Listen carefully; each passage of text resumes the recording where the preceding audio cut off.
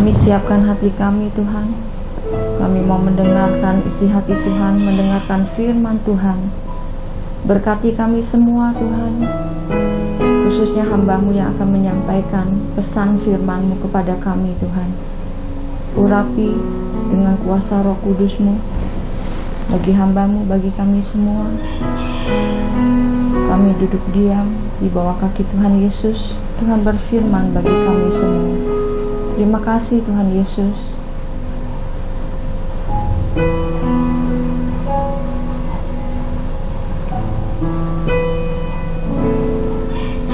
Kusiapkan hatiku Tuhan untuk dengar firman-Mu saat ini.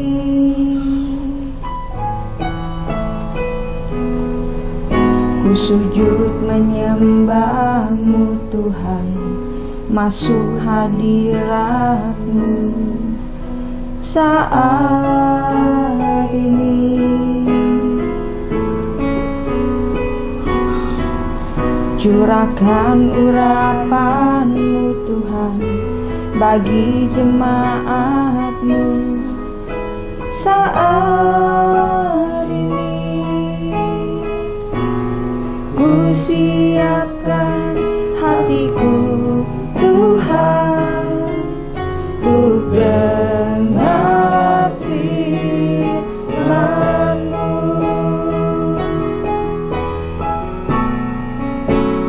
Firman-Mu Tuhan tiada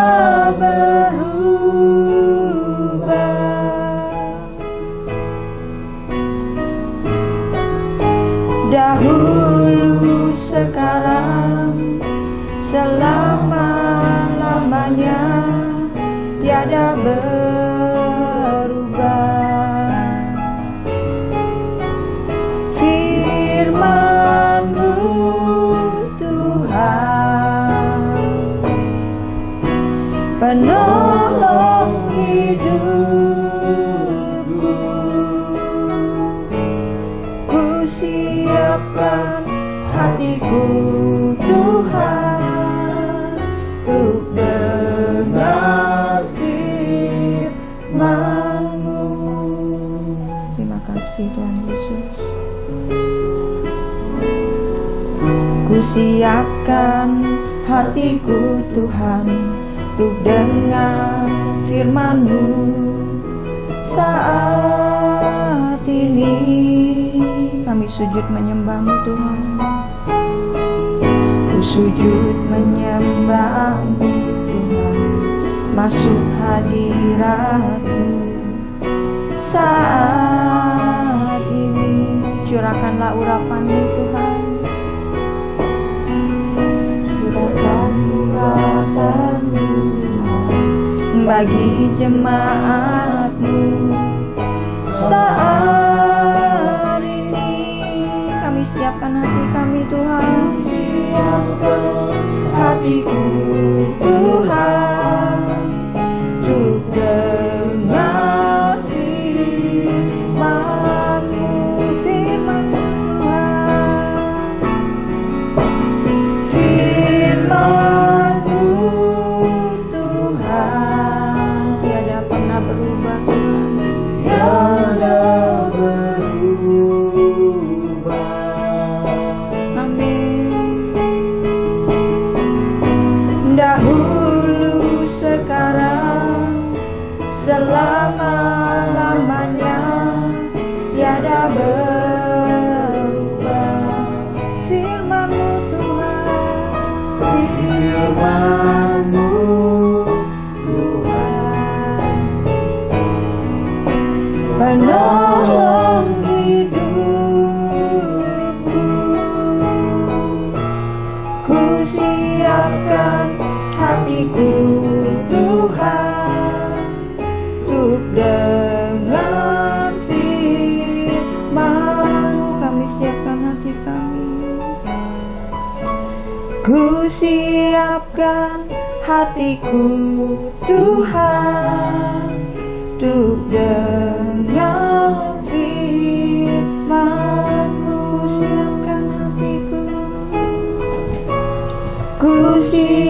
siapkan hatiku Tuhan untuk dengar firman-Mu.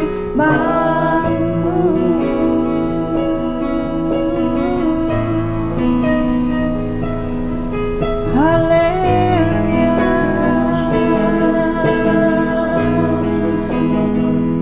Kami siapkan hati kami untuk dengar firman-Mu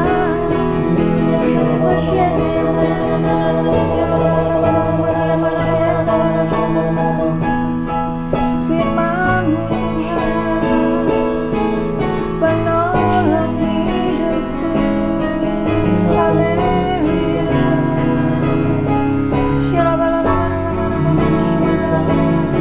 Haleluya. Ku siapkan hatiku untuk terima firman-Mu Tuhan. Haleluya.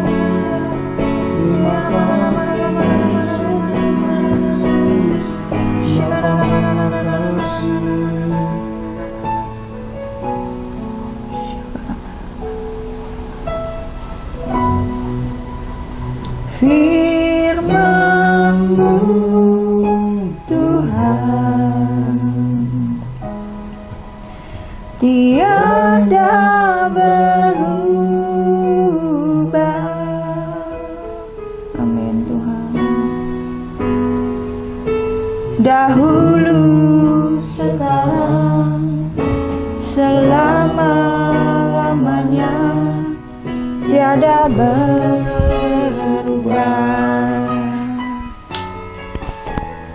Firman-Mu Tuhan,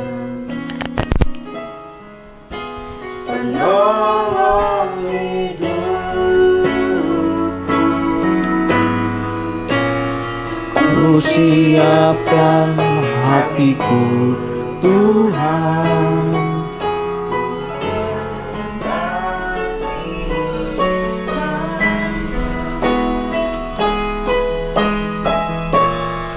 ku siapkan hatiku Tuhan untuk dengar firman-Mu.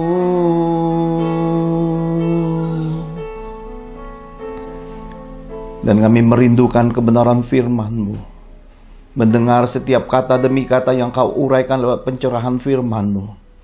Sebab kami ini, selagi kami hidup, kami tinggal di dalam firman-Mu, melakukan firman-Mu, hidup berbuah di dalam firman-Mu. Kiranya Roh-Mu yang kudus dalam dimensi roh hikmat, roh pengertian, roh pengenalan yang benar akan Kau curahkan di tengah-tengah kami. Berkati kami semua dan semaikan di tanah hati kami yang subur setiap berkat-berkat firman-Mu yang luar biasa itu. Di dalam nama Tuhan Yesus Kristus kami telah berdoa dan mengucap syukur. Mari semua kita cinta Tuhan sama-sama katakan amin. Shalom Bapak Ibu yang terkasih di dalam Tuhan. Minggu lalu kita belajar tentang Abraham yang terpanggil, ditransformasi menjadi Abraham. Dia bukan lagi seseorang yang terpanggil, tetapi diubahkan menjadi Abraham, Bapak orang beriman. Kita mau lihat hari ini di bagian kelima dari serial kelima manusia penyembah Tuhan. Kita belajar tentang kepercayaan Abraham yang diuji. Kepercayaan bicara tentang iman. Kita belajar tentang ujian iman hari ini. Mari bersegera kita melihat kebenaran firman Tuhan yang tertulis di dalam Kejadian 22 ayat 1 sampai yang ke-19. Kejadian 22 ayat 1 sampai 19. Perikopnya kepercayaan Abraham diuji. Demikianlah firman Tuhan. Setelah semuanya itu Allah mencoba Abraham. Ia berfirman kepadanya, "Abraham." Lalu sahutnya, "Ya Tuhan." Firman-Nya, "Ambillah anakmu yang tunggal itu yang engkau kasihi, yakni Ishak, pergilah ke tanah Moria dan persembahkanlah dia di sana sebagai korban bakaran pada salah satu gunung yang akan kukatakan kepadamu." Keesokan harinya pagi-pagi bangunlah Abraham. Ia memasang pelana keledainya dan memanggil 2 orang bujangnya beserta Ishak anaknya. Ia membelah juga kayu untuk korban bakaran itu, lalu berangkatlah ia dan pergi ke tempat yang dikatakan Allah kepadanya. Ketika pada hari ketiga Abraham melayangkan pandangannya, kelihatanlah kepadanya tempat itu dari jauh. Kata Abraham kepada kedua bujangnya itu, "Tinggallah kamu di sini dengan keledai ini. Aku beserta anak ini akan pergi ke sana, kami akan sembahyang. Sesudah itu kami kembali kepadamu." Lalu Abraham mengambil kayu untuk korban bakaran itu dan memikulnya ke atas bahu Ishak anaknya. Sedang di tangannya, di bawahnya api dan pisau. Demikianlah keduanya berjalan bersama-sama. Lalu berkatalah Ishak kepada Abraham, ayahnya, "Bapa," sahutnya Abraham. "Ya anakku." Bertanyalah ia, "Di sini sudah ada api dan kayu, tetapi di manakah anak domba untuk korban bakaran itu?" Sahut Abraham, "Allah yang akan menyediakan anak domba untuk korban bakaran baginya, anakku." Demikianlah keduanya berjalan bersama-sama. Sampailah mereka ke tempat yang dikatakan Allah kepadanya. Lalu Abraham mendirikan mezbah di situ, disusunnyalah kayu, diikatnya Ishak anaknya itu, dan diletakkannya di mezbah itu di atas kayu api. Sesudah itu Abraham mengulurkan tangannya, lalu mengambil pisau untuk menyembelih anaknya. Tetapi berserulah malaikat Tuhan dari langit kepadanya, "Abraham, Abraham." Sahutnya, "Ya Tuhan." Lalu ia berfirman, "Jangan bunuh anak itu dan jangan kau apa-apakan dia. Sebab telah ku ketahui sekarang bahwa engkau takut akan Allah dan engkau tidak segan-segan untuk menyerahkan anakmu yang tunggal kepadaku." Lalu Abraham menoleh dan melihat seekor domba jantan di belakangnya, yang tanduknya tersangkut dalam belukar. Abraham mengambil domba itu lalu mengorbankannya sebagai korban bakaran pengganti anaknya. Dan Abraham menamai tempat itu, "Tuhan menyediakan." Sebab itu sampai sekarang dikatakan orang, di atas gunung Tuhan akan disediakan. Untuk kedua kalinya berserulah malaikat Tuhan dari langit kepada Abraham. Katanya, "Aku bersumpah demi diriku sendiri, demikianlah firman Tuhan. Karena engkau telah berbuat demikian dan engkau tidak segan-segan untuk menyerahkan anakmu yang tunggal kepadaku, maka aku akan memberkati engkau berlimpah-limpah dan membuat keturunanmu sangat banyak seperti bintang di langit dan seperti pasir di tepi laut. Dan keturunanmu itu akan menduduki kota-kota musuhnya. Oleh keturunanmu lah semua bangsa di bumi akan mendapat berkat, karena engkau mendengarkan firman-Ku." Kemudian kembalilah Abraham kepada kedua bujangnya, dan mereka bersama-sama berangkat ke Beersheba, dan Abraham tinggal di Beersheba. Amin. Amin. Bapak Ibu yang terkasih di dalam Tuhan, Abraham yang sudah ditransformasi menjadi bapak banyak bangsa, menjadi bapak orang beriman ini, mengalami ujian iman. Setiap kita akan mengalami apa yang Abraham alami. Tetapi sebelum memasuki ujian iman, transformasi karakter, tabiat manusia lama dihancurkan, terus dipotong supaya berbuah, ditransformasi menjadi ciptaan baru di dalam Yesus. Proses demi proses karakter untuk mencapai imago di Yesus ini akan terus kita alami. Ada banyak anak-anak Tuhan lari dari proses pembentukan karakter. Kesembilan buah roh yang tertulis dalam Galatia 5 ayat 22-23 menggambarkan dari kasih sampai penguasaan diri harus dimiliki oleh anak-anak Tuhan. Nah, saya ingin mengajak Bapak Ibu melihat hal yang menarik di balik ujian Abraham ini. Ujian iman yang sangat luar biasa. Yang pertama, dikatakan Abraham diminta Allah memberi persembahan Ishak. Sesuatu yang mengerikan. Anak yang lahir di usia 100 tahun Abraham, di mana istrinya Sarah mati haid di umur 90 tahun melahirkan Ishak ini. Anak yang sudah memiliki pengertian, remaja, mulai bisa berkata-kata, mulai sharing dengan orang tuanya, tiba-tiba diminta Allah dibawa naik ke atas sebuah gunung. Untuk apa? Untuk dipersembahkan. Pengalaman ini pengalaman yang tidak mudah. Oleh karena itu saya mau ngajak Bapak Ibu melihat nama Ishak berasal dari bahasa Ibrani artinya Yizak, yang diartikan tertawa atau tersenyum. Adakah hari-hari ini di antara kita ketika Allah memberikan ujian iman, dimensi kemurnian, dimensi tertinggi, ketaatan sepenuhnya kepada Tuhan, ketaatan untuk melakukan firman Allah, memberikan persembahan best of the best, persembahan terbaik yang dengan jerih payah penantian yang penuh dengan harapan, dengan kesakitan, dengan pergumulan yang luar biasa yang Allah beri di balik kemenangan, tiba-tiba semua itu Allah minta kembali di dalam hidup kita. Apakah kita punya roh yang merdeka? Sesuatu yang Allah minta yang amat berat, amat menyakitkan dan sangat tidak mungkin untuk kita beri dan berkata, mungkinkah ini permintaan Tuhan? Mungkinkah ini yang Allah minta dalam hidupku? Nyatanya ujian iman dari Abraham, ternyata Tuhan meminta dengan jelas. Oleh karena itulah di dalam kekristenan ini diperlukan pengenalan pribadi yang mendalam di dalam Tuhan. Jangan terjebak perhambaan rohani. Jangan terjebak arus ikut-ikutan rohani. Jangan terjebak dengan doktrinasi hidup kekristenanmu menurut kata orang. Tapi memiliki sebuah pengalaman rohani di mana persembahan Ishak ini bisa engkau menangkan di dalam hidupmu. Sebab ketika Allah meminta sesuatu di dalam hidupmu yang sangat tidak masuk akal, ada banyak orang berkata, udah gila kekristenanmu itu, sudah edan imanmu itu. Tetapi engkau bisa melakukan apa yang tertulis dalam pengertian nama Ibrani seorang Ishak. Engkau bisa tersenyum. Engkau masih bisa tertawa. Sukacita sorga masih mewarnai hidupmu oleh keadaan apapun. Apapun persembahanmu yang kau berikan, apapun yang kau salurkan di dalam Tuhan. Meskipun engkau belum dapatkan kembalian yang menyenangkan, kau tetap bisa tersenyum di hadapan Tuhan. Sebuah oleh-oleh kado dari Jawa Timur, perjalanan terakhir saya di Jawa Timur, sepasang suami istri mereka bercerita. Mereka berikan kesaksian hidupnya. Mereka berkata, Pak Johan, di masa-masa muda saya, tiba-tiba Tuhan minta mobil saya.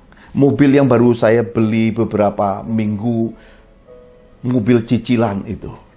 Dan saya mendengar suara itu berkata, berilah mobil ini kepada pendeta ini. Dan sepasang suami istri ini mengujinya. Ketika suami yang mendapat perintah Tuhan, berilah mobil ini kepada pendeta ini, memberitahukan kepada istrinya, istrinya berkata, ya kalau itu dari Tuhan ya kerjain saja. Lalu si suami cari konfirmasi, nelpon beberapa hamba Tuhan. Jawaban dari para hamba-hamba Tuhan senior yang beberapa sudah meninggal dunia, mereka berkata, wis toh, taati Tuhan. Tapi ini mobil masih cicil loh, Pak Pendeta. Kalau cicil ngasih orang, jawaban hamba-hamba Tuhan senior itu, emangnya kenapa? Ya kalau Tuhan mau minta, wis toh, serahkan, taati. Luar biasa saya dengar kesaksian dari Surabaya. Kemudian si pria ini, suami dari sepasang suami istri ini bercerita, saya menelpon pendeta yang dimaksud Tuhan. Saya bertanya, Pak Pendeta lagi ngapain? Oh, saya habis berdoa. Doa tentang apa, Pak? Saya lagi doa minta mobil untuk pelayanan. Wih, konfirmasi semua.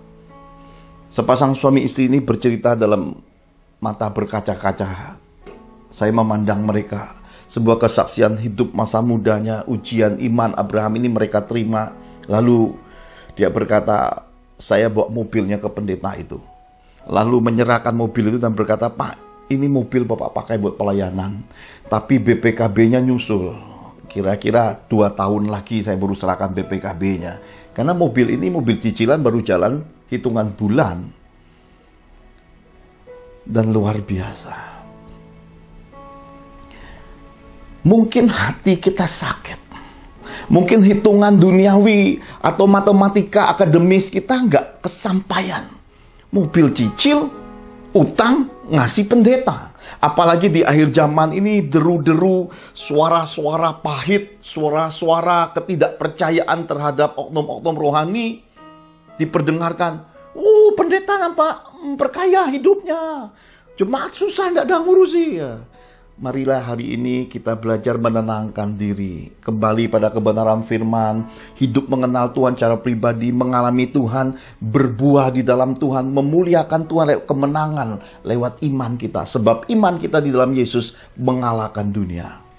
Saya memandang suami istri itu, ada senyum keceriaan di balik kisah yang sakit sebenarnya. Hati yang luar biasa, baru punya mobil satu-satunya cicil, diminta suara audible itu menyerahkannya kepada seorang pendeta. Pasti rasa sakit sekali. Tetapi itulah kemuliaan roh kesepadanan suami istri, yaitu hati yang sepakat. Jikalau kamu sepakat di dalam namaku, melakukan apa yang kuperintahkan, berdoa meminta apa yang kamu butuhkan, dan percayalah, maka mukjizat kemuliaan, mukjizat yang besar akan masuk dalam hidupmu. Sepasang suami istri ini kemudian melanjutkan ceritanya dan berkata, Pak Johan, sesudah saya menyerahkan mobil itu dalam hitungan 6 bulan kemudian, Tuhan memberkati hidup saya, menaikkan karir pekerjaan saya dalam tempo 6 bulan. Dia menyelesaikan cicilan mobil itu lunas dan menyerahkan BPKB-nya. Dalam masa 6 bulan itu juga Tuhan memberkatinya dengan rumah baru. Mobil yang nilainya mungkin hanya 150 atau 200 juta itu digantikan Tuhan dengan hampir 10 kali lipat nilainya. Dengan rumah baru. Sepasang suami ini mengalami Tuhan. Mereka ikut Tuhan dan menyerahkan hidupnya pada Tuhan dan terus diberkati. Diberkati. Saya tidak lanjutkan bagian konseling yang dalamnya. Kenapa? Rahasia dapur hamba Tuhan. Tapi bagian-bagian yang memuliakan Tuhan ini saya sharekan. Untuk apa? Untuk menguatkan hidup iman kita. Untuk menguatkan saudara-saudara seiman kita, bahwa ujian iman Abraham ini masih terjadi dalam kehidupan. Keluarga De Johan sendiri, ini linknya, Bapak Ibu bisa melihat. Kecelakaan maut yang menimpa keluarga De Johan. Seharusnya kalau kita hitungan, kalau kita coba petakan, mestinya Pak Johan nggak bisa tersenyum lagi. Kenapa? Beberapa hari sebelum kecelakaan maut menimpa keluarga De Johan di tempat yang tidak jauh, mobil yang mengalami kecelakaan beberapa hari sebelumnya, 4 penumpang beserta sopirnya meninggal dunia. Dengan kecelakaan maut yang menimpa keluarga De Johan di tanggal 19 Desember tahun 2020, ya 2020 kira-kira 2 tahun yang lalu, mobil itu tiba-tiba stangnya mengunci ketika diinjek remnya, padahal itu tinggal 1 kilo lagi menuju ke rest area.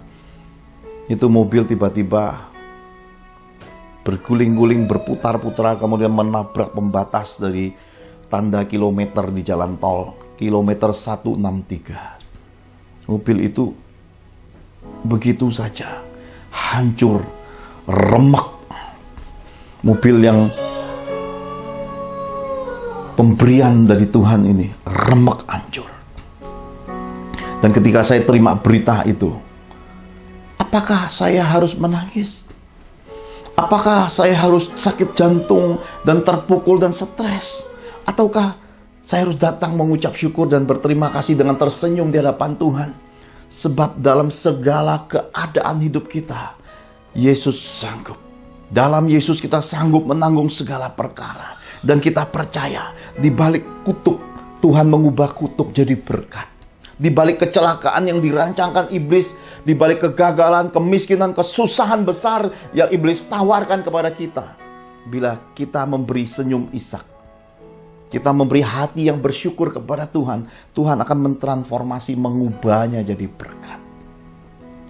Inilah yang Ishak berkatakan kepada papanya, Abraham. Papa, mana anak dombanya? Ya. Ini pembicaraan tentang anak dengan papa. Suatu untayan hati yang Abraham rasakan seperti apa rasanya. Anaknya berkata, Papa, Mana anak domba yang dipersiapkan? Abraham dengan hikmat dan dimensi pengurapan roh menyatakan jawaban hikmat. Allah telah menyediakannya. Mobil yang hancur remek. Setan hancurkan perjalanan keluarga De Johan yang membawa perbekalan ke panti asuhan, panti jompo hari itu. Semua berceceran. Dompet, baju, sepatu, media-media kuliah anak-anak kami berceceran. Dan Tuhan mengirim malaikat-malaikat penolong yang mengumpulkan satu demi satu, meletakkannya di dekat pintu, lalu bertanya, kalian baik-baik ya? Ketika keluarga De Johan yang dalam keadaan terbalik itu dibawa keluar dari mobil yang terbalik itu, mereka menjawab, ya, kami baik-baik. Lalu malaikat-malaikat yang datang dalam dimensi orang asing ini berkata, ya sudah ya kalau begitu. Orang-orang itu menghilang. Allah sanggup. Dalam segala perkara Yesus bisa hadir dalam hidup kita. Dia sanggup menolong kita. Semua yang tercerai-berai bisa dikumpulkannya lagi. 2022 ini ada kelanjutan pelayanan malaikat seperti yang dipesankan roh. Bapak Ibu yang terkasih di dalam Tuhan, pakai dimensi pelayanan malaikat ini. Gerakan para malaikat Tuhan di dalam nama Tuhan Yesus untuk mengadakan mukjizat, untuk menerobos kesulitan dan hambatan yang menghalangi bisnismu, untuk menerobos kesehatanmu, penyakit yang sulit disembuhkan secara medis, pakai pelayanan malaikat. Ada banyak area-area akan terbuka. Akan ada terjadi terobosan yang besar. Akan ada pelompatan berkat yang besar. Akan ada percepatan pencapaian keinginan, kerinduanmu punya bisnis, punya pekerjaan yang baru, punya kehidupan yang baru. Engkau yang hendak membentuk keluarga yang baru. Engkau yang ingin meniti karir yang baru. Engkau yang hendak menerobos pelayanan yang baru di tengah-tengah masa pandemi COVID-19 ini. Allah sanggup. Yesus sanggup memberikan semua yang kita perlu. Gerakan pelayanan malaikat-malaikat Tuhan dari tahun 2022 ini. Sekalipun permulaan bulan dari tahun 2022 ini seluruh rakyat Nusantara mengalami goncangan demi goncangan dari bencana-bencana alam. Jangan pedulikan semua itu. Sebab doa orang-orang benar, doa orang-orang kudus dengan yakin dan percaya sepakat bersama keluarga berdoa, besar kuasanya. Kita bisa mentransformasi semua bencana itu jadi berkat. Di tengah kesulitan dunia, di tengah keterpurukan ekonomi, krisis-krisis yang datang, di tengah kehancuran bisnis keuangan, anak-anak Tuhan akan berjalan naik, berjalan di atas air bersama Yesus, akan duduk tenang karena ada Yesus tidur di dalam bahtera hidupmu. Ada Yesus yang ada di dalam mezbahmu, Yesus beserta keluargamu. Engkau tenang bersama Yesus. Percayalah, tahun ini adalah tahun manusia, di mana setiap orang yang datang menyembah menurut kehendak Tuhan, datang menyembah menurut pimpinan rohnya, persembahanmu akan terbakar dibawa naik menjadi dupa harum di hadapan Bapa. Tuhan akan memberkati selagi engkau tidur. Tuhan akan memberkati dengan kejutan-kejutan yang luar biasa, meskipun tidak terdengar, tidak terlihat, tidak terlintas di hatimu, yang sudah Dia beritahukan di masa-masa beberapa puluh tahun yang lampau. Dia akan genapi pada generasi ini, Dia akan genapi pada tahun ini, Dia akan mulai memberkati engkau mulai tahun ini. Persiapkan dirimu. Capai persembahan Ishak. Serahkan, kembalikan, dan taati apa yang diminta Tuhan di dalam hidupmu. Meskipun sakit, meskipun tidak menyenangkan, meskipun harus tersembunyi melakukannya, tetaplah tersenyum. Persembahan Ishak bicara tentang orang yang punya kebesaran hati, orang yang punya ketaatan penuh, orang yang berkomitmen, orang yang menjagai nasarnya dan melakukan semua nasarnya, dan mereka konsisten di dalam imannya. Mereka bertindak karena mereka berpegang teguh pada firman Allah. Mereka menaruh pengharapan sepenuhnya kepada Tuhan. Karena itulah Bapak Ibu yang terkasih di dalam Tuhan, ini waktunya. Jangan ragu-ragu. Jangan berjalan mundur lagi. 3 langkah mundur tahun lalu sudah digantikan dengan langkah kaki Tuhan yang teguh. Sekali Tuhan berkata, pergilah, jangan tunda, jangan tunggu. Ketika Tuhan berkata, semailah, taburlah, jangan nunggu. Mari punya roh perhitungan yang pernah saya ajarkan adalah perhitungan yang selalu untung dalam kehidupan. Bersama Yesus perhitungan kita selalu untung. Bagaimana caranya Pak Johan? Ketika aku melihat ada banyak hal yang aku nikmati. Makanku, tamasyaku, vacationku, lintas kota, lintas bangsa. Ketika aku melihat kejatuhan, kerugian, dan harga mahal di balik kejatuhan anak-anakku, apa yang dibuat anak-anakku dengan nilai dan harga yang mahal. Dan ketika kita memberi fasilitas buat orang-orang yang kita cintai, anak mantu cucu, dengan wah. Semua itu harus menjadi takaran ketika aku memberi kepada Tuhanku, harus melebihi semua itu. Jangan sayangkan.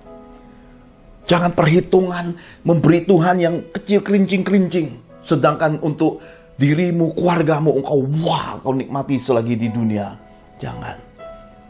Capai harmoni. Iman yang harmoni. Untuk Tuhan lebih besar.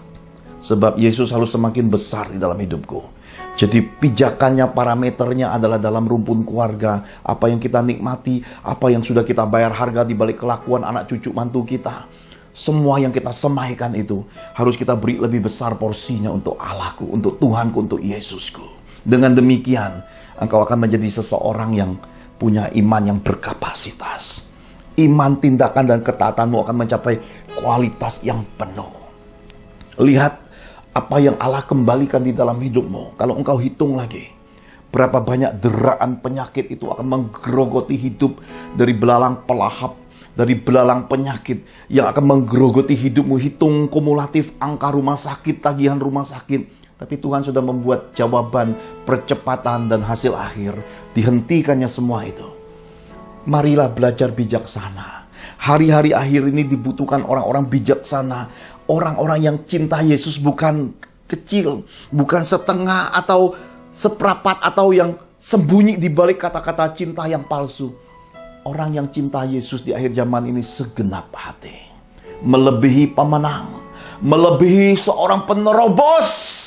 Seseorang yang menerima janji sebesar Abraham menerima Ishak di dalam hidupnya. Dia kembalikan kepada Tuhannya. Kenapa? Karena dia tahu Tuhan hendak sesuatu, bukan mengambil.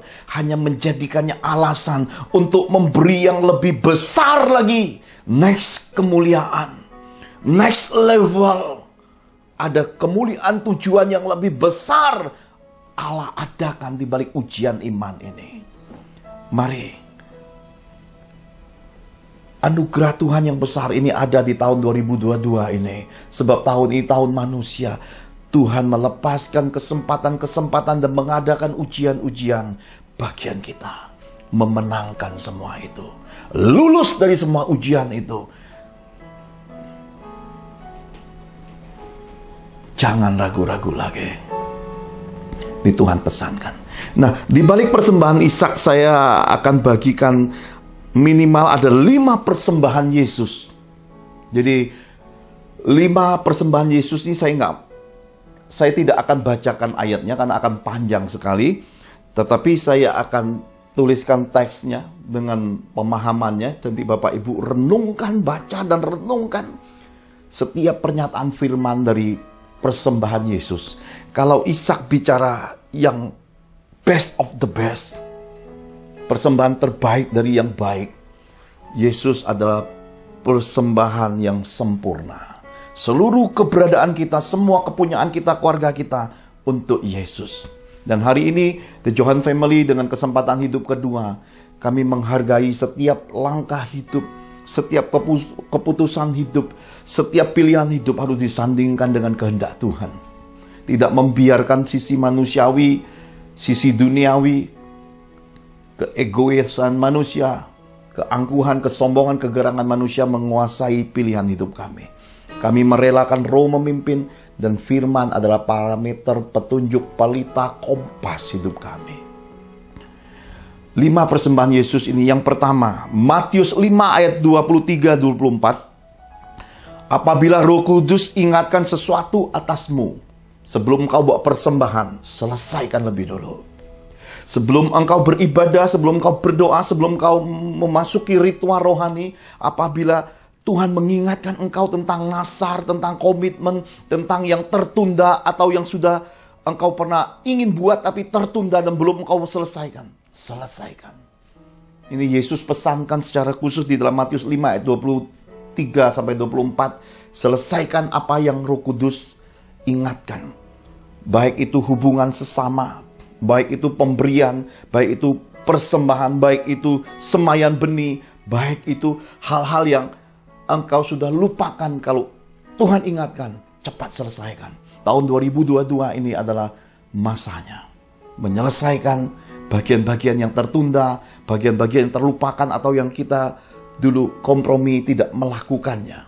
Sehingga itu menjadi suatu jerat, menjadi celah, menjadi hambatan penghalang dari berkat-berkat Allah mengalir di dalam hidup kita. Haleluya. Yang kedua, Roma 12 ayat 1 sampai yang kedua. Tubuhmu dijaga untuk Tuhan. Meskipun seluruh dunia sedang musim penghematan pakaian pendek-pendek, minim-minim, yang tipis-tipis, transparan-transparan, kita tidak ikut arus semua itu. Tubuh kita jagai. Tidak perlu kita kasih hal-hal yang datang dari dunia. Tidak perlu diraja. Tidak usah ditato-tato lah. Sudah. Dalam keadaan yang ada, dijagai. Pak, aku hidungnya lubangnya besar, Pak. Ya biarin. Pasti ada maksud Tuhan bikin lubang hidungmu besar. Mungkin oksigennya perlu lebih banyak. Jadi tidak usah dibikin jadi lancip. Lubangnya kecil, nanti tidak panjang umur. Ya. Bibirku kok monyong sebelah. Justru makin monyong makin seksi. Ya, jadi tidak usah dirubah-rubah. Syukuri. Lahir dari rahim mamamu, dari rahim ibumu seperti apa. Nikmati, syukuri aja. Lalu, Pak Pendeta, saya apa harus begini aja? Ada bagian yang perlu disentuh, silahkan disentuh. Wanita kodratinya, rambut adalah mahkota, hiasan, kemuliaan, melambangkan keagungan seorang pria, calon suaminya atau keagungan suaminya. Dan suami adalah keagungan dari Tuhan Yesus. Ya didandaninlah rambutnya, pergi ke salon. Tapi Pak Pendeta, kalau aku ke salon, suamiku marah-marah. Ya, selagi hidup, jangan terlalu dimarahi. Disayang lebih penting. Karena nanti sudah tidak ada nafasnya, terlambat. Kasih istri-istri pergi ke salon, nikmati. Aroma badanku ini banyak nyuci, banyak ngepel, aromanya bau keringat. Seorang suami yang bijak, seorang papa yang bijak, seorang keluarga, kepala keluarga yang bijak. Ya, beli parfum. Semprot sedikit aroma. Harum lebih menyenangkan dari bau. Tetapi ada beberapa orang memang tercipta bau keringat. Bau keringatnya lebih harum dari parfum. Kok ada Pak Johan? Ada. Siapa? Ya engkau orangnya. Ya. Terkadang di dalam hidup, di dalam dimensi pelayanan, seringkali saya paling senang mencium aroma bau padang gurun, bau binatang-binatang padang gurun. Karena setiap kali saya pelayanan, kalau hadirat roh dimensi itu, saya senang sekali. Kenapa? Karena hari itu biasanya ibadah disertai dengan kehadiran Sang Gembala Agung. Biasanya ada lawatan kesembuhan, ada lawatan pemulihan, dan ada terobosan jawaban doa. Saya cium aroma itu, aroma yang amis. Nah, justru yang seperti itu di dalam pelayanan profetik menyenangkan untuk dicium daripada aroma yang bau-bau yang asing. Karena kadang-kadang yang asing itu aromanya aroma dari seteru Tuhan. Jadi Bapak Ibu yang terkasihi, Bapak Ibu yang kami kasihi di dalam Tuhan, kenali Tuhanmu. Kenali hal-hal yang menjadi dimensi rohnya, hal-hal yang ada di dalam keluarga, hal-hal yang memberkati yang Tuhan ingin kita lakukan selagi kita hidup. 1 Korintus 14 ayat 26-27, bagian ketiga, hal-hal profetik dan berdimensi Roh Kudus juga harus tertib. Jadi kalau Bapak Ibu diberi karunia penglihatan, karunia nubuatan, uji diri sendiri. Apakah engkau mengenal Tuhan? Uji diri sendiri, apakah engkau masih simpan kepahitan? Selama wadahnya pahit, wadahnya kotor, keluarnya nggak akan bersih. Jadi seseorang yang berkarunia, harus bisa menjaga hidupnya lebih daripada orang-orang yang tidak berkarunia. Seorang hamba yang dipercaya lebih harus menyadari apakah engkau hamba Yesus ataukah engkau sudah menjadi hamba Mamon. Isi pelayananmu isinya cuma duit, menarik, menghipnotis orang untuk duit, dan isinya untuk memperkaya dirimu dan engkau memperhamba diri jadi bagian daripada kerajaan uang, kerajaan Mamon. Hati-hati. Penyesatan selalu dimulai dari titik yang kecil. Hati yang tidak murni, hati yang bergeser dari kehendak Tuhan, hati yang bergeser dari roh tahu diri, roh tahu budi, akan membuat seseorang tersesat. Dan di balik penyesatanmu engkau akan menyesatkan banyak orang, maka pintu sorga sulit terbuka. Baiklah setiap orang menguasai dirinya, baiklah setiap orang menguji dirinya, supaya apa? Supaya jawatannya, kepercayaan Tuhan, karunia-karunia yang diberi Tuhan dalam hidupnya untuk membangun umat. Dan semua kemuliaan harus dikembalikan kepada Yesus Kristus. Jangan curi kemuliaan Allah. Jangan sembunyi di balik kepentingan kebutuhan hingga pelayananmu engkau kotori, engkau topengi, dan engkau balut dengan dinamit-dinamit yang meledakkan sesuatu yang menarik perhatian. Pada akhirnya engkau mempopulerkan diri, engkau cari sesuatu yang sebenarnya untuk menumpuk harta ngengat dan berkarat. Hentikan semua itu. Marilah semua pekabaran Injil dari abdi-abdi Tuhan, dari pelayan-pelayan Tuhan kembali pada ketertiban kitab suci. Mengagungkan Yesus, hidup sebagai hamba yang taat kudus, hamba yang takut akan Tuhan, hamba yang membangun umat dengan cuma-cuma, karena semua yang kita terima cuma-cuma harus kita salurkan juga dengan cuma-cuma. Marilah dengan tulus, murni, dan ikhlas, dengan kerendahan hati melayani untuk mencerdaskan umat Tuhan, untuk membawa umat Tuhan memiliki pengenalan yang benar akan Tuhan, untuk membawa suatu berkat bagi seisi dunia ini, bahwa anak-anak Tuhan adalah anak-anak terang yang menerangi sisi dunia ini untuk jadi saksi, untuk jadi teladan, untuk jadi panutan, untuk jadi berkat bagi orang-orang hidup. Haleluya. Yang keempat, Wahyu 8 ayat 3 sampai yang kelima. Persembahan doa orang kudus. Saya menyebutnya persembahan doa orang kudus. Kenapa? Karena orang-orang kudus yang mempersembahkan doa-doa itu di hadapan Tuhan ternyata menjadi suatu jawaban yang dipadu dengan pelayanan malaikat. Itu menjadi suatu ledakan kehendak Tuhan yang terjadi di muka bumi. Doa orang-orang kudus bisa mengubah bencana jadi berkat, bisa menghentikan badai, bisa mengurangi segala hal yang menjadi bencana dalam suatu negara, bisa mengubah, mentransformasi segala sesuatu, sebab doa-doa orang kudus didengar Tuhan. Anda, saya, keluarga kita adalah orang-orang kudus Tuhan. Jangan pernah berhenti berdoa. Jangan biarkan hidupmu satu hari tanpa doa. Sebelum engkau tidur, engkau bisa berdoa. Saat pagi ketika Tuhan membangunkan engkau bisa berdoa. Saat terjaga pagi hari bangun tidur, engkau bisa berdoa. Saat engkau ada waktu luang di kantor, ada banyak perjalanan, engkau bisa bernyanyi, memuji, menyembah, engkau bisa berdoa. Selalu ada waktu di dalam hidup kita, dan selalu ada kesempatan selagi kita hidup untuk berdoa. Doa-doa yang engkau sampaikan di hadirat Allah bukan lagi untuk kepentingan diri, tetapi semaikan doa-doa syafaat buat keluarga, doa-doa syafaat buat orang-orang kudus, doa syafaat buat gereja-gereja Tuhan, doa syafaat buat hamba-hamba Allah, doa syafaat buat bangsa, buat rakyat Nusantara, buat presiden dan jajaran pemerintahan, doa syafaat buat bangsa-bangsa.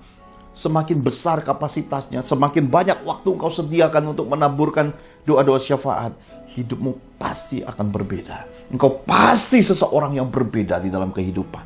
Dan bagian yang kelima, mari kita lihat sama-sama di dalam Kolose 3 ayat 23 sampai 25. Kolose 3 ayat 23 sampai ke 25. Demikian Tuhan berfirman, apapun juga yang kamu perbuat, perbuatlah dengan segenap hatimu, seperti untuk Tuhan dan bukan untuk manusia. Kamu tahu bahwa dari Tuhanlah kamu akan menerima bagian yang ditentukan bagimu sebagai upah. Kristus adalah Tuhan dan kamu hambanya. Barang siapa berbuat kesalahan, ia akan menanggung kesalahannya itu. Karena Tuhan tidak memandang orang. Amin. Amin. Bagian yang kelima dari Kolose 3 ayat 23-25 ini merangkum keseluruhan dari persembahan Yesus, yaitu persembahkan hidupmu untuk Tuhan. Bila seseorang sudah memberikan hidupnya untuk Tuhan, semua hal akan masuk di dalamnya. Baik itu hubungan sesama, dia akan jagai karena dia akan mengasihi, karena mempraktekkan kasih.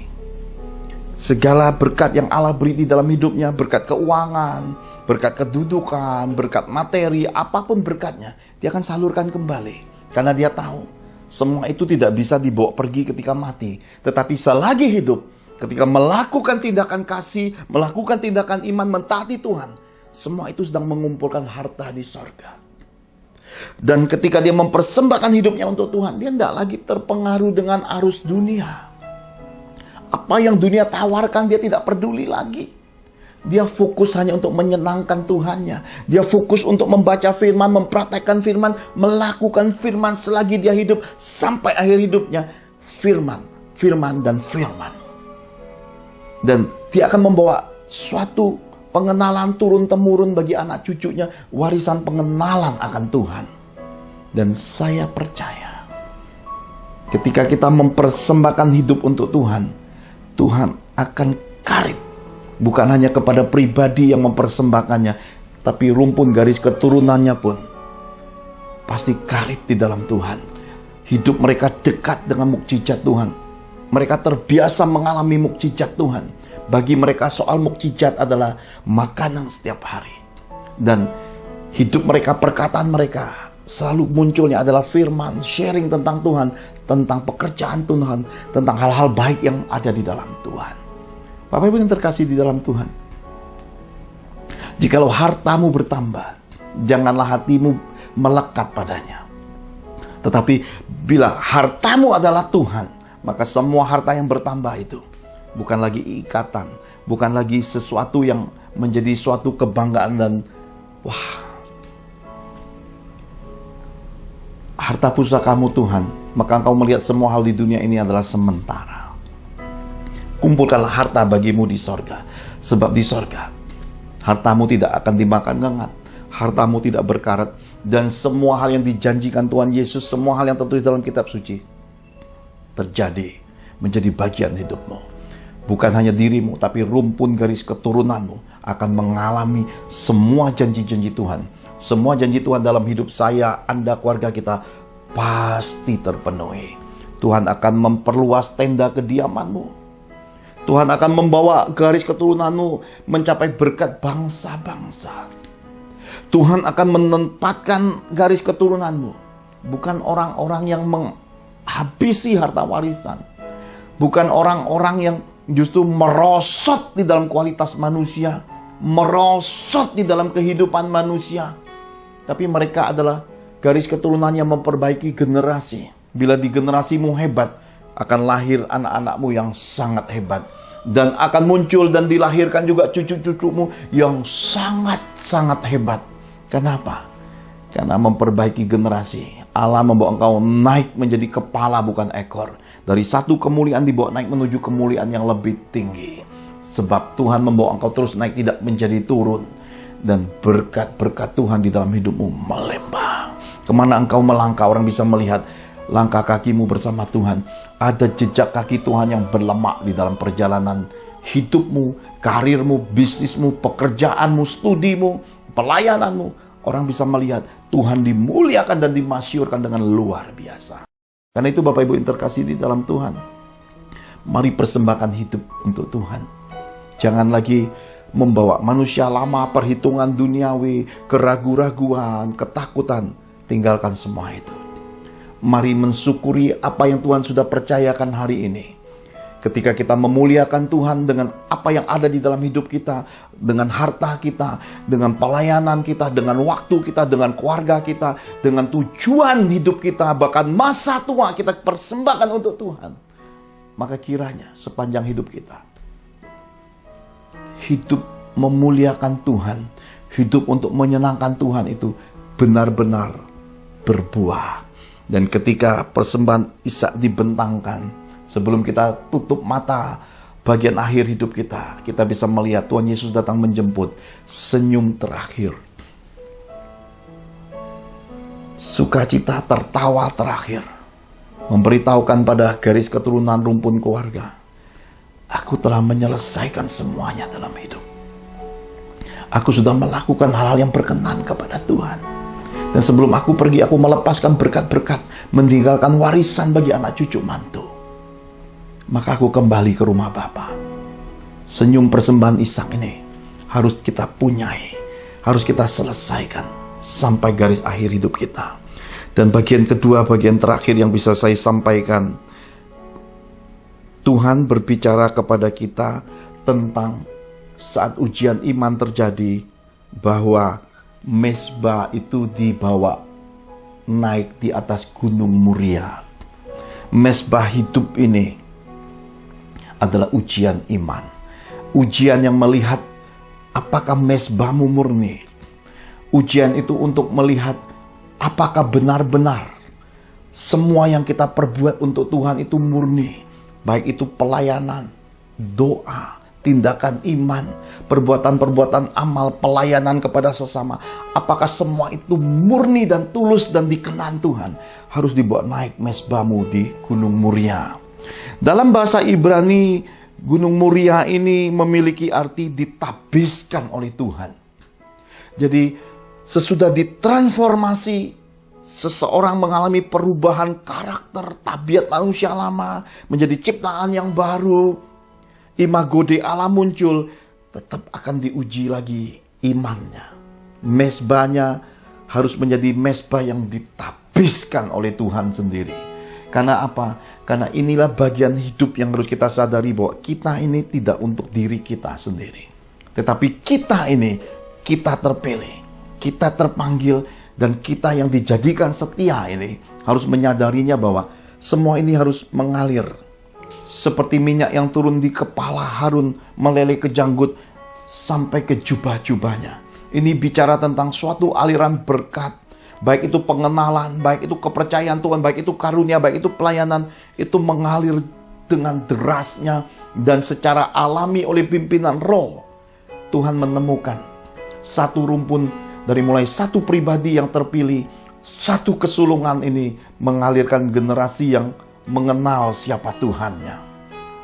Bapak Ibu yang terkasih di dalam Tuhan, saya percaya ketika Tuhan memberikan berkat-Nya, sebagaimana Abraham dipanggil, Abraham, Abraham, dipanggil berkali-kali, jangan apa-apakan anak itu. Wah, itu suatu panggilan yang bukan hanya Abraham yang mengasihi Ishak, Tuhan juga mengasihi Ishak. Bukan hanya Anda yang menyayangi hartamu, duitmu, persembahanmu, semayanmu, tuayanmu. Tuhan juga mengerti engkau butuh semua itu. Tetapi Tuhan ingin melihat engkau, hidupmu, hatimu, kekayaan pusakanya hanya Tuhan. Firman dan ketaatan menjadi bagian utama dalam hidupmu. Dan ketika engkau memberi, Tuhan akan kembalikan. Sebab Dia sanggup menyediakan semua yang diperlukan untuk semua ritual ujian iman ini. Sebab semua itu diadakan untuk hari itu. Bahwa mezbahmu, hidupmu, hubungan pribadimu dengan Tuhan, janji-janji Allah di dalam hidupmu harus ditabiskan. Matrairo akan menandai bahwa memang Tuhan tidak salah memilih engkau. Matrairo akan menyatakan bahwa semua itu tidak bisa tercuri lagi. Karena sekali Allah berfirman dan mentabiskannya, semua itu termatrai selagi engkau hidup. Sampai anak cucumu menerima berkat itu. Dialirkan turun-temurun. Saya mau tunjukkan hubungan Gunung Moria ini. Ada apa di balik Gunung Moria ini? Karena kitab suci mencatatnya. Kita melihat sama-sama 2 Tawari 3 ayat 1. 2 Tawari 3 ayat 1. Salomo mulai mendirikan rumah Tuhan di Yerusalem di Gunung Moria, di mana Tuhan menampakkan diri kepada Daud, ayahnya, di tempat yang ditetapkan Daud, yakni di tempat pengirikan Ornan orang Yebus itu. Amin. Siapa sangka di Gunung Moria, di mana Tuhan mentabiskan Abraham, memenangkan ujian iman di balik persembahan Ishak, semua the best of the best yang Abraham persembahkan itu menarik hati Daud. Daud mengumpulkan kekayaan yang besar, hendak mendirikan rumah Tuhan di Gunung Moria. Ini kan bukan suatu kebetulan. Dari zaman Abraham menuju ke Daud, itu perjalanan ratusan tahun. Sesuatu yang pernah ada akan Tuhan adakan lagi. Allah mencari sesuatu yang lalu.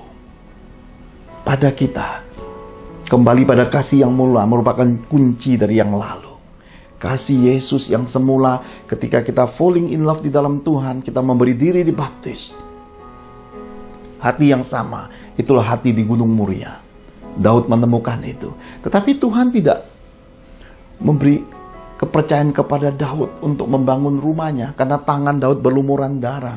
Harta memang dikumpulkan Daud, tetapi yang membangunnya adalah Salomo, anak pilihan Tuhan, raja besar bangsa Israel.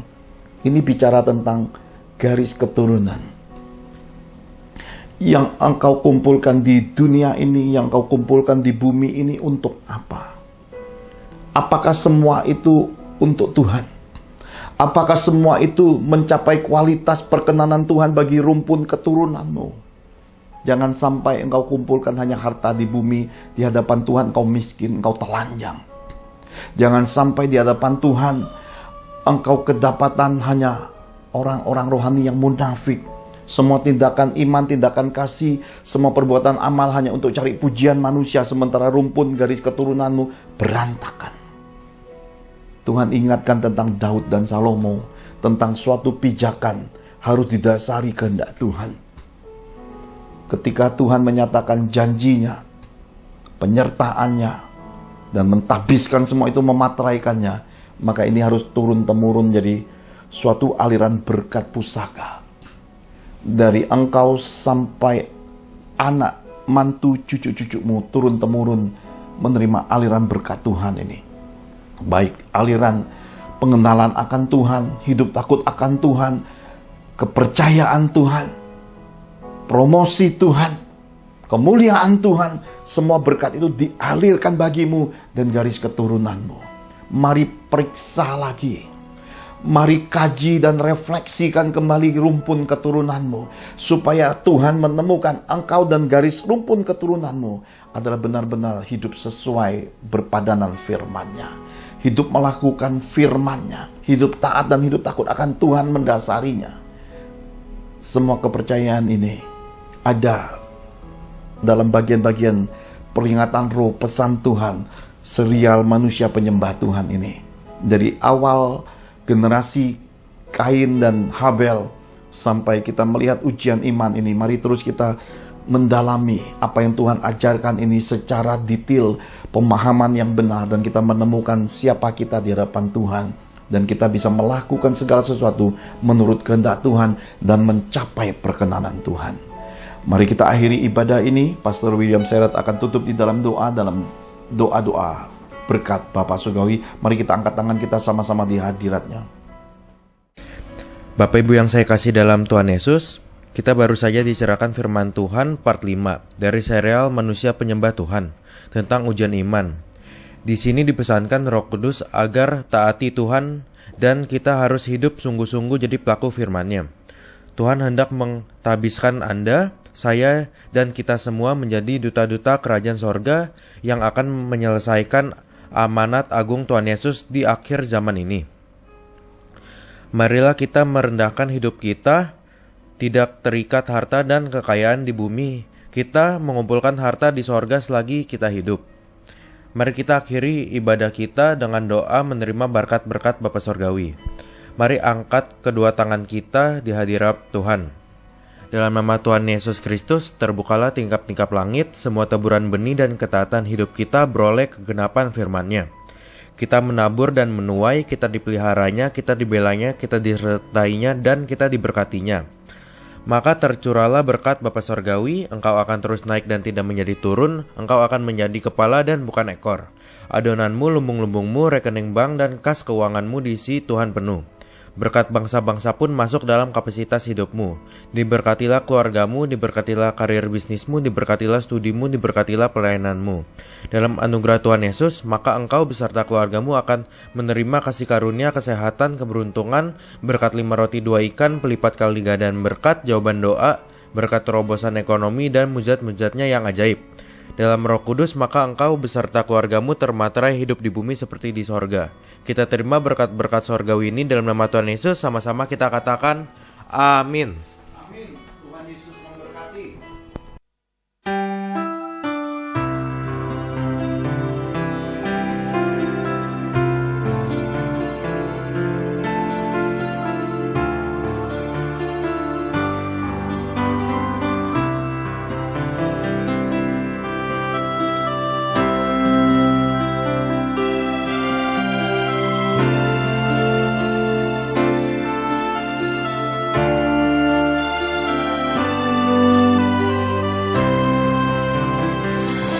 Mengenalmu lebih dari segalanya,